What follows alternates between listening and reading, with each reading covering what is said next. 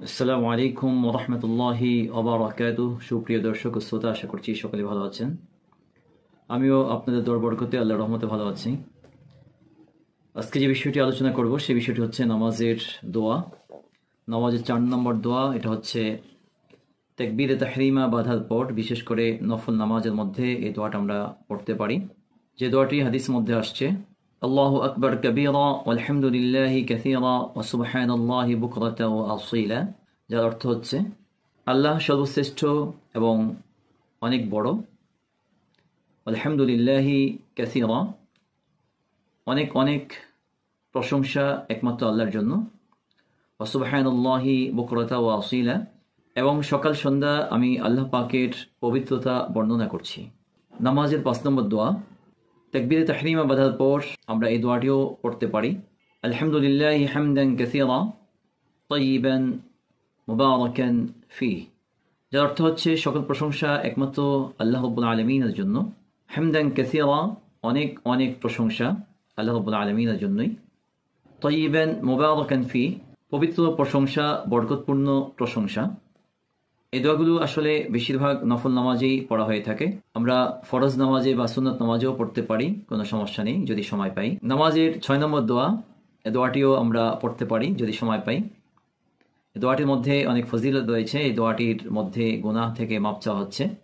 আল্লাহ রাব্বুল আলামিন যদি আমাদেরকে মাফ করে দেন তাহলে এর চেয়ে বড় পাওয়া আর কোনো কিছুই হতে পারে না, কারণ বান্দার জন্য আল্লাহ রাব্বুল আলামিনের ক্ষমা এটা হচ্ছে সবচেয়ে বড় প্রাপ্তি। আসুন আমরা সকলেই এই দোয়াটা আমল করার চেষ্টা করি। আল্লাহুম্মা বাঈদ বাইনি ওয়া বাইনা যামবি কামা বা'আদতা বাইনাল মাশরিকি ওয়াল মাগরিবি ওয়া নাক্কিনি মিন খাতিআতি কামা নাক্কাইতা আস-সাওবা মিনাদ দানাস। অর্থ হচ্ছে, হে আল্লাহ, তুমি আমার এবং আমার গুনাহের মধ্যে এতটা দূরত্ব সৃষ্টি করে দাও যেমন দূরত্ব তুমি সৃষ্টি করেছো পশ্চিম এবং পূর্বের মাঝে, অর্থাৎ মাশরিক ও মাগরিবের মাঝে, এবং আমাকে আমার গুনাহ থেকে এমনভাবে তুমি পবিত্র করে দাও যেমনিভাবে তুমি কাপড় থেকে ময়লা পরিষ্কার ও পবিত্র করে দাও। নামাজের 7 নম্বর দোয়া, এটাও তাকবীরে তাহরিমার পরে আমরা পড়তে পারি।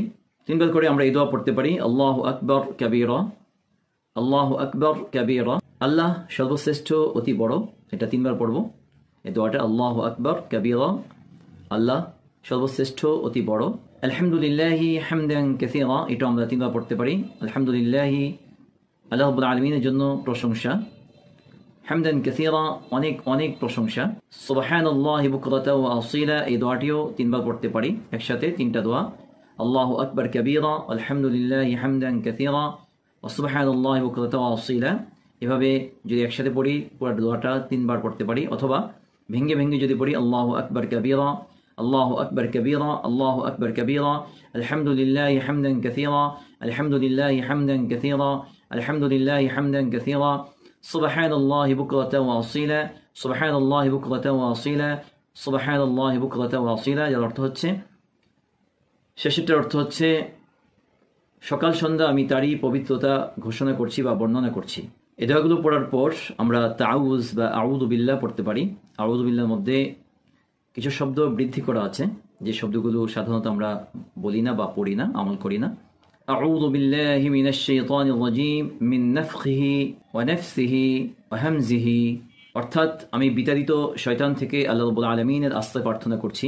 মিন নাফখিহি, শয়তানের সৃষ্ট অহংকার থেকে, ওয়া নাফসিহি, তার কুমন্ত্রণা থেকে, অর্থাৎ শয়তানের কুমন্ত্রণা থেকে, ওয়া হামজিহি, এবং তার ওয়াসওয়াসা থেকে। এ হচ্ছে দোয়াগুলো। এবং আরেকটি দোয়া রয়েছে, যে দোয়াটা আমরা সূরা ফাতিহা শুরু করার পূর্বে আমরা পড়তে পারি।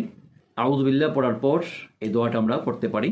এটা হচ্ছে নামাজের 8 নম্বর দোয়া, সুবহানাল মালাকুতি ওয়াল জাবারুতি ওয়াল কিবরিয়াই ওয়াল আযমাতি, যার অর্থ হচ্ছে, পাক পবিত্র ওই আল্লাহ যিনি সমস্ত রাজত্ব, মহান ক্ষমতা এবং বড়ত্ব ও মহত্বের মালিক।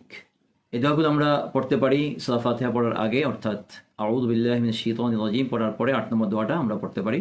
বাকি দোয়াগুলো যে আছে 7 নম্বর পর্যন্ত, এই দোয়াগুলো আমরা আউযু বা তাআউযের পূর্বে পড়তে পারি। বিশেষ করে নফল নামাজের মধ্যে আমরা এই দোয়াগুলো আদায় করতে পারি। আল্লাহ রাব্বুল আলামিন আমাদের সকলকে সুন্দরভাবে এই দোয়াগুলো আদায় করে নামাজকে আরো সুন্দর করার এবং আল্লাহ রাব্বুল আলামিনের পক্ষ থেকে ক্ষমা নেওয়ার তৌফিক দান করুক, আমিন। যারা এখন আমার চ্যানেলটি সাবস্ক্রাইব করেননি, আশা করছি চ্যানেলটি সাবস্ক্রাইব করে সাথেই থাকবেন এবং সামনে অগ্রসর হওয়ার জন্য উৎসাহ প্রদান করবেন। দিনের সাথী হিসেবে, দিনের সঙ্গী হিসেবে একসাথে যেন জান্নাতে যেতে পারি, সেই জন্য ভিডিওটি শেয়ার করে দিবেন।